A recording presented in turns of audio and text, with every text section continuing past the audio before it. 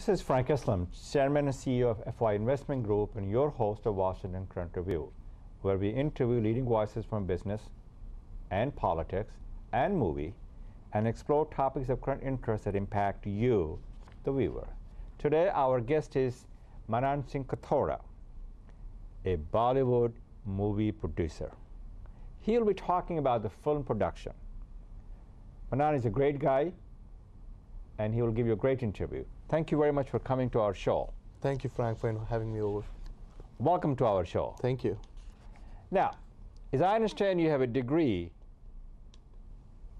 in computer science and an MBA from Pennsylvania.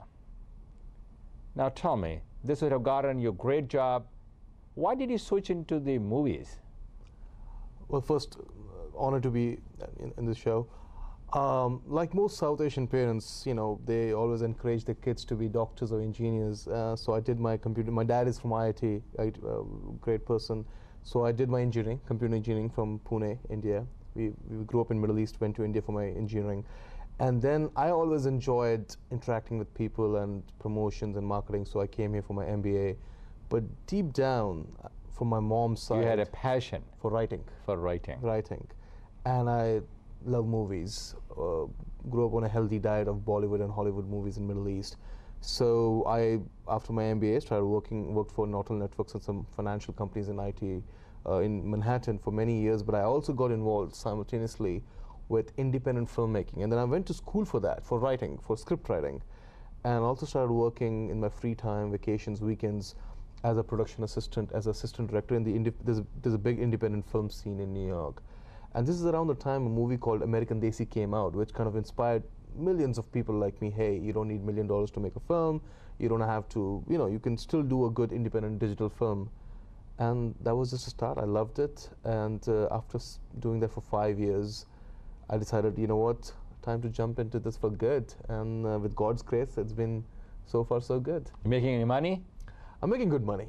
Good. And I could have made more. I could be making more money with my IT and MBA background, but I'm happy. And I think at the end of the day, that feeling that I wake up every morning with Because is beautiful. you're passionate, Yes. you care, you love what you do. That is very important. I love what I do. And that's the one which gives you the inspiration and the strength and the courage to continue on. Very well said. Very true. What was your first break in the movies, and how did this break shape your future and shape your destiny? My first break, so after I went to school, evening school for script writing, I started inquiring about independent film jobs, which I could do in evening and weekends and vacations. So I took 2 months off, few months off from my work, and I worked as assistant director on two films called Flavors and Indian Fish in American Waters. Independent films, both available on Netflix and Blockbuster. And that was like my film school. It was a crash film school, loved it. I wrote my first script called Arya, A-R-Y-A, which means a good person in Sanskrit. Again, that movie is available on Netflix and Blockbuster, which was produced by Trilok Malik, a very well-known Indian American in New York, who made the first film called Lonely in America in 1989 or something. So he invested in my first film. We got few awards. It did very well on the festival circuit, and that kind of inspired me to, hey, you know what? It's going good. Let's keep doing this.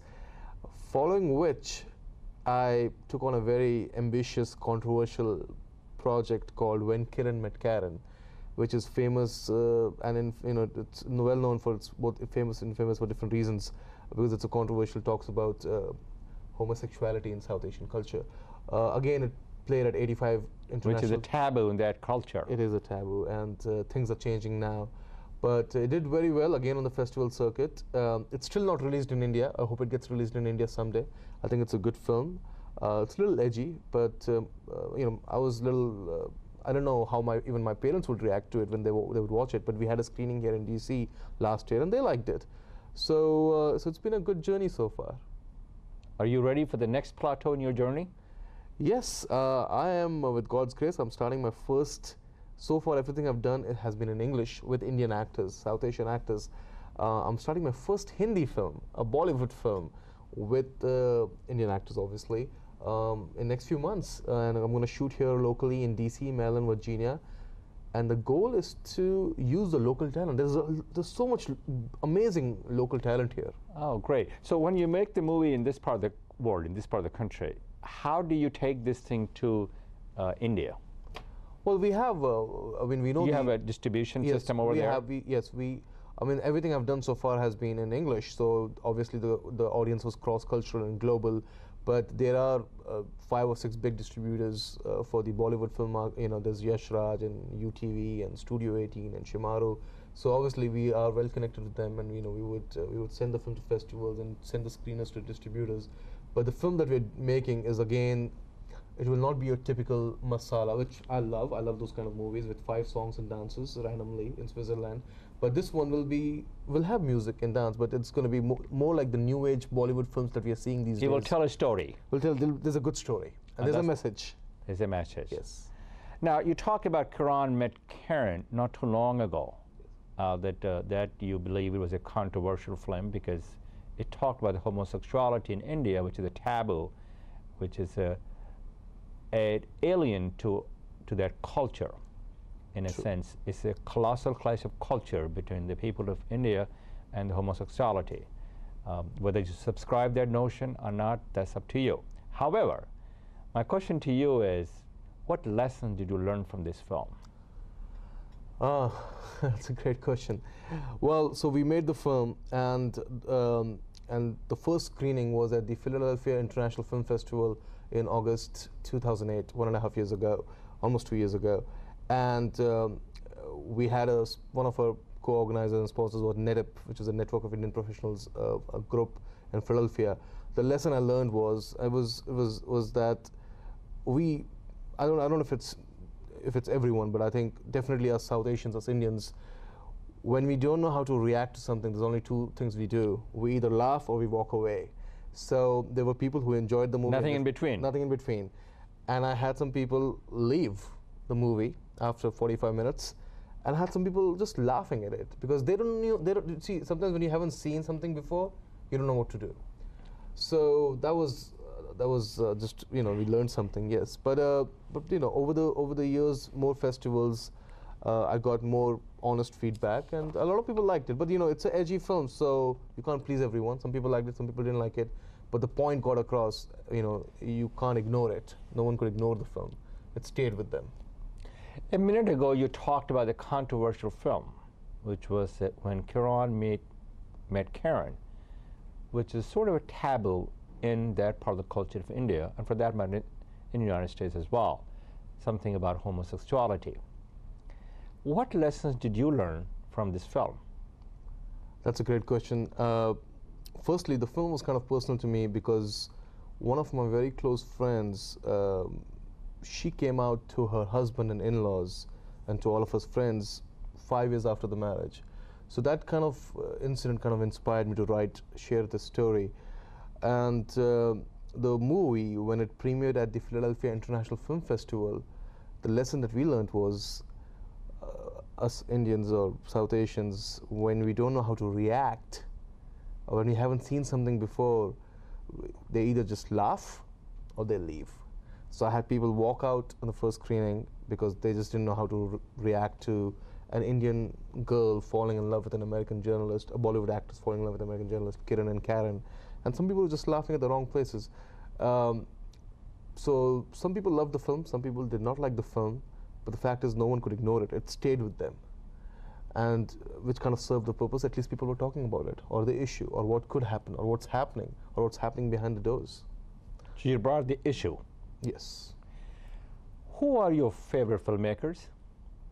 My favorite filmmakers, it's a long list, but from India, from Indian cinema, legendary late Oscar winner Satyajit Ray, right. Great filmmaker. From the filmmakers like Mani Ratnam and Ram Gopal Verma, Anurag Kashyap, and I love the movies of Aditya Chopra, Yash Chopra, Karan Johar, Rajkumar Hirani. What about Raj Kapoor? Raj Kapoor, great films, obviously. Bobby and Mera Naam Joker. Mera Naam Joker is a classic. I enjoy all kinds of movies. He was my hero. Oh, his Aag and Awara, yes. Great movies. Shri 420, love his movies. So I enjoy all kinds of cinema, and I hope someday I can make all different genres. From the Western world, Hollywood cinema. I'm a big fan of Martin Scorsese, Clint Eastwood, M. Night Shyamalan, South Asian, who's making us proud. And I'm a big fan of the three ladies, Meera Nair, Gurinder Chadda, and Deepa Mehta. They're doing some great cross-cultural work, which I want to do, which I have tried, and I'm learning, growing, evolving.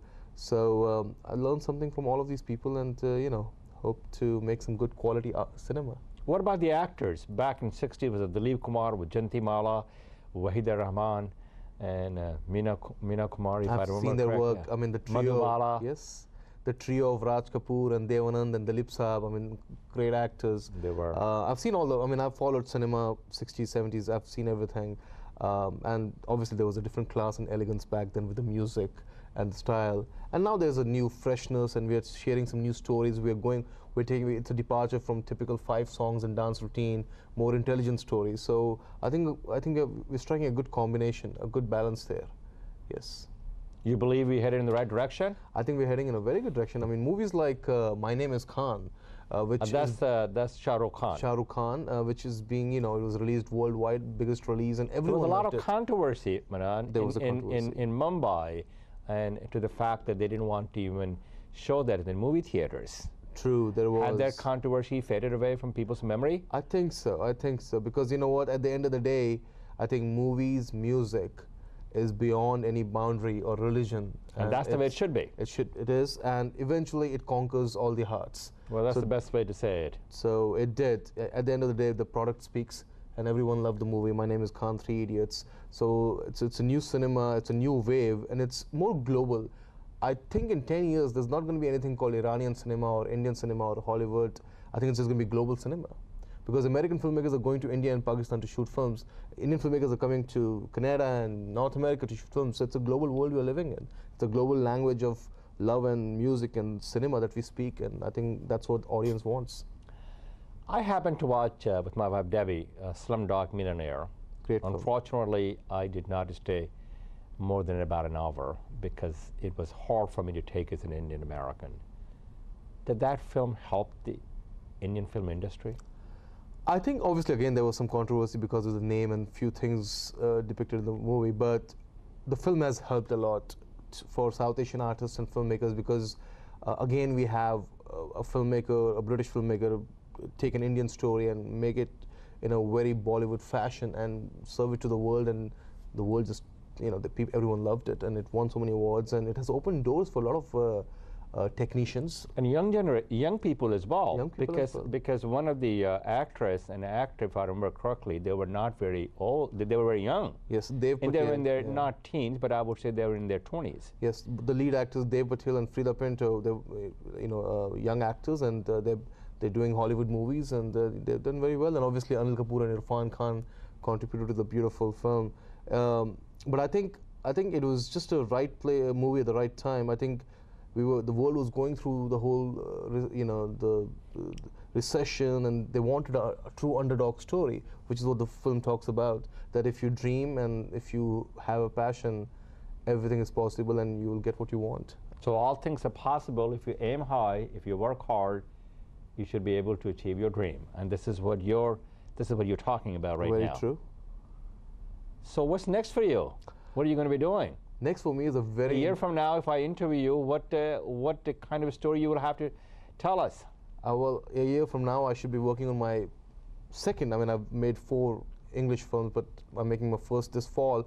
I should be working on a bigger second Bollywood film, and I hope to grow as a filmmaker and to make a better film, which again will have a message, and which also, I think the purpose of cinema is twofold. That you have to entertain. It's an escapism. People want to go watch music and dance. At the same time, if you can have a message there, it's good. Like a movie like Three Idiots or My Name is Khan, entertained and had a very nice message. There's some Indian films that I watched when I was a child, and you're absolutely right. It had the songs, and it went very well with the people in the theaters and so on and so forth. It didn't really have any story, and if somebody would have asked me then, and that was a long time ago, I would have said I really enjoyed it because the fact that it has nice songs and nice scenery, something that I've never seen in my life, for example, when I was growing up in India. The question to you is, do you believe that the story should be there in order for people to understand when they go to the movie theater? Say, you know what? I learned something from here. I acquired some knowledge from this. Is that what your view should be for the movie industry? It should tell the story. I mean, again, there are again different niche groups here. I mean, often at times the movies like Houseful, which came out recently, or a lot of these funny films, they don't have a story, but you just go there and you just enjoy. So it's a sort of entertainment. Entertainment. You have a lot of these Akshay Kumar movies, Hera Fairy, Houseful, which have, I love them. At the same time, you have meaningful films with like Three Idiots, and again, I'm giving the same example again, or My Name is Khan, which again entertains you, it moves you, touches you, and has a message. So I think there's an audience for all different genres, and I love all those movies. I mean, I love all those kinds. There's no right or wrong. It just feeds. There's a demand, and it serves the purpose.